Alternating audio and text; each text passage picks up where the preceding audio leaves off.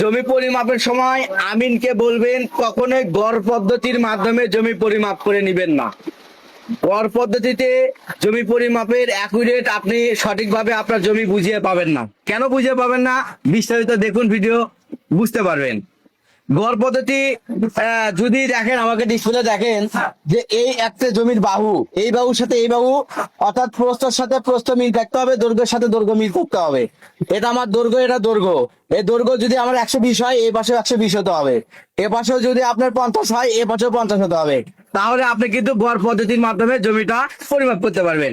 দেখুন এখানে একটা ম্যাপ, যদি আমার এই বাহু যদি 150 হয়, এই বাহুতে যদি আমার 130 হয় দৈর্ঘ্য, আর এই বাহুতে যদি 50 ফিট প্রস্থ হয়, তারপর যদি 60 ফিট প্রস্থ হয়, তাহলে কিন্তু ওটা গড় পদ্ধতিতে হবে না। তখন আপনাকে হেরেন্সের ফর্মুলা ইউজ করতে হবে।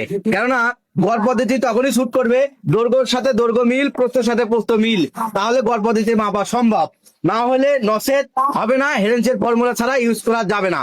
তাছাড়া কিন্তু আপনি চরম একটা বিপাকে পড়বেন, আপনার জায়গা জমি কিন্তু কম হয়ে দাঁড়াবে, অথবা সঠিক মেজারমেন্ট পাবেন না। আশা করি বুঝতে পারছেন। আমিনকে প্রশ্ন করবেন, আপনি গড় পদ্ধতি না করে আমাকে হেরেন্সের ফর্মুলায় যেখানে যেটুকু পাই আমাকে কালি করে জমি আগে বুঝিয়ে দেন।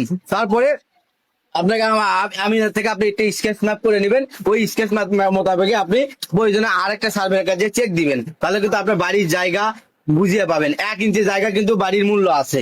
তাই বারবার বলি যে জমি আপনি আমিনের থেকে ভালোভাবে জিজ্ঞাসা আবল তাবল প্রশ্ন না করে সঠিক প্রশ্ন করে আমিনের থেকে জমিটা বুঝিয়ে দিবেন। আশা করি বুঝতে পারছেন। আমরা বাংলাদেশের সব জেলাতে যাই, জায়গা জমি ডিজিটাল পদ্ধতির মাধ্যমে পরিমাপ করি। এবং আমাদের সাথে কন্ট্যাক্ট করতে পারবেন 01958342960। রাত 10টার পর ফোন দিবেন, দিনের বেলায় বিভিন্ন কাজে ব্যস্ত থাকি জায়গা জমি পরিমাপের জন্য।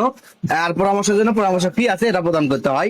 আর দেখতে পাচ্ছেন বৃষ্টি হচ্ছে, এই বৃষ্টির ভিতরে আপনাদের একটু সহযোগিতা করার জন্য একটু ভিডিও উপস্থাপন করলাম যে আমরা বসে আছি, অথবা আপনাদের সাথে কিছু শেয়ার করি জমি জমা বিষয়ে। সবাই ভালো থাকবেন, সুস্থ থাকবেন, আমার জন্য দোয়া করবেন। আল্লাহ হাফেজ।